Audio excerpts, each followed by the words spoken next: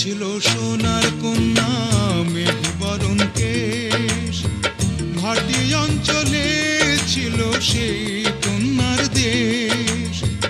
দুই চোখে তারা হারে কি মায়া, নদীর জলে পড়ল